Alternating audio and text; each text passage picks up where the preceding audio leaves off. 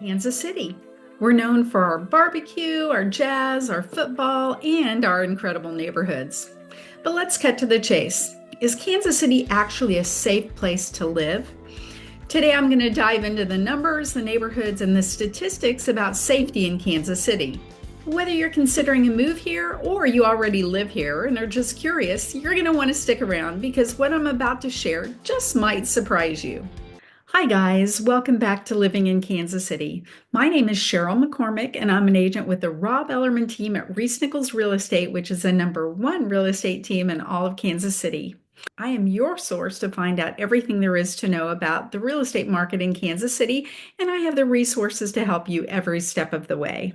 I was born and raised in Kansas City, and I've lived here the majority of my life, mostly in various suburbs on the Kansas side, and I absolutely love Kansas City, and I love helping people and sharing information about my fabulous city. Safety is one of the top concerns for anyone considering a move, so let's break it all down. First of all, just like any larger city, crime rates are generally going to vary depending on which part of the city you live in. So first, let's start out with an overview of the entire Kansas City metro area. Kansas City is spread across state lines. There's Kansas City, Missouri, and Kansas City, Kansas. And the data is a lot different depending on which side of the state line you're looking at. So first, let's look at Kansas City, Missouri. Let's head over to neighborhoodscout.com, which is a great website for various information on any part of the city. Since we're focusing on crime today, let's head to the crime tab. So let's pull up the map of Kansas City, Missouri. And you can see the darker purple would be the heavier crime areas. So right here in the central part of Kansas City. And the lighter shades would be the safer portions. So if we zoom in here a little bit, you can see Kansas City, Missouri, Paseo West, Kansas City, Missouri, East Community, Team North. This tends to be the more highly populated areas of Kansas City on the Missouri side and more toward the downtown areas that would be more, that would have more crime. The dark purple areas are the most highly populated areas of Kansas City, so it makes sense that the more people that live in an area, the higher the crime rate's going to be. Now let's look at the numbers. Kansas City, Missouri has a crime rate of 63 per 1,000 residents, making it one of the highest in the U.S. across communities of all sizes. Residents face a 1 in 16 chance of becoming a victim of violent or property crime, and within Missouri, over 97% of communities have a lower crime rate than Kansas City. In fact, Kansas City is ranked among the top 100 most dangerous cities in the U.S. by Neighborhood Scout. When you compare it to cities of similar populations, Kansas City's overall crime rate is significantly higher. So here's a closer look at the breakdown. First, let's look at violent crimes. Kansas City has one of the nation's highest violent crime rates, including offenses like rape, murder, armed robbery, and aggravated assault. The chance of becoming a victim of violent crime is 1 in 67. The city also experiences a higher than average murder rate compared to cities and towns across the nation. Now let's look at property crime. Property crimes such as burglary, larceny, motor vehicle theft, and arson are prevalent. The chance of falling victim to a property crime is 1 in 21, with a rate of 48 incidents per 1,000 residences. Notably, Kansas City has one of the highest motor vehicle theft rates in the country with a 1 in 82 chance of car theft. But again, this data is for Kansas City, Missouri. So now I want to look at some other areas. I live and work mostly in Johnson County, Kansas. So let's go take a look at some of the cities in Johnson County, Kansas. Let's hop back over to neighborhoodscout.com and look at Overland Park, Kansas, which is the largest suburb of Kansas City on the Kansas side. This one's pretty interesting because you can definitely see a trend here. Here's Overland Park outlined, and the further north in Overland Park that you go to, the higher the crime rate. And conversely, the further south that you go to, has the least amount of crime. The older areas of Overland Park are going to lie to the north, and most of the newer areas and new construction is going to lie to the southern part of Overland Park.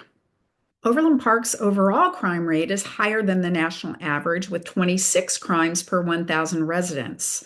While it's not among the most dangerous communities, residents face a 1 in 38 chance of becoming a victim of violent or property crime. When you compare that to cities of similar size across the nation, Overland Park's crime rate is really near the average. Neither not much safer nor more dangerous than comparable communities. So now let's break it down. For violent crimes like armed robbery, aggravated assault, rape, and murder, those occur at a rate of 2 per 1,000 residents in Overland Park. The chance of being a victim of violent crime is 1 in 451, which is higher than most communities in the U.S. When you look at property crimes, including motor vehicle theft, burglary, arson, and larceny, those are the most common. The rate is 24 instances per 1,000 residents, meaning a 1 in 42 chance of becoming a victim. Now let's go back to Neighborhood Scout and look at another large popular suburb of Kansas City in Johnson County, Kansas, Olathe, Kansas. Olathe lies just to the west of Overland Park. So here's Overland Park, and Olathe is just to the west. And again, the oldest part of Olathe is going to be in that darker shaded area. So that would be considered more old Olathe, and that's where the highest crime rates are located. Olathe, most of its growth has happened to the south of Olathe and also to the west. And you notice, and there is a northern portion there as well. And most of those are the least crime-ridden areas. Olethe's crime rate is also higher than the national average, with 14 crimes per 1,000 residents. Residents face a 1 in 70 chance of being a victim of violent or property crime. But it's worth noting that Olethe's crime rate is lower than 67% of other Kansas cities. When you look at the cities of similar size across the U.S., Olathe stands out as safer than most, making it an appealing choice for those seeking a community with a relatively lower crime rate. In violent crimes in Olathe, including armed robbery, aggravated assault, rape, and murder, occur at a rate of 2 per 1,000 residents. The chance of being a victim of violent crime in Olathe is 1 in 448, slightly higher than other communities. When you look at property crimes such as motor vehicle theft, burglary, arson, and larceny, they're more common at a rate of 12 per 1,000 residents. The chance of becoming a victim of a property crime is 1 in 83, which is still above the national average. Now, that's the data for the two largest suburbs in Johnson County, Kansas, but overall, Johnson County is considered a really safe place to live. According to CommunityVoiceKS.com, Johnson County has 5 cities among the top 20 safest in Kansas, including Fairway coming in at number 3, Leawood coming in at number 5, Lenexa at number 16, Shawnee at 19, and Olathe at 20. But there are many options on both sides of the state line that are considered to be quite safe. According to niche.com, here are some of the safest neighborhoods and some suburbs that you might want to consider. Leawood, Kansas not only has low crime rates, but it's considered family friendly and has excellent schools. Now, Overland Park, even though its crime stats weren't the tops overall, Overland Park is consistently ranked as one of the best places to live in the entire U.S. Prairie Village, Kansas is considered charming, quiet, and highly walkable, and very safe. Lenexa is a growing community with strong safety ratings. Parkville, Missouri is considered to be quaint, historic, and also quite safe to live in. And finally, Lee Summit, Missouri gives you a suburban feel with a strong community feel and is also a great place to live. Each of these areas has its own unique vibe, so there are plenty of safe options for everyone.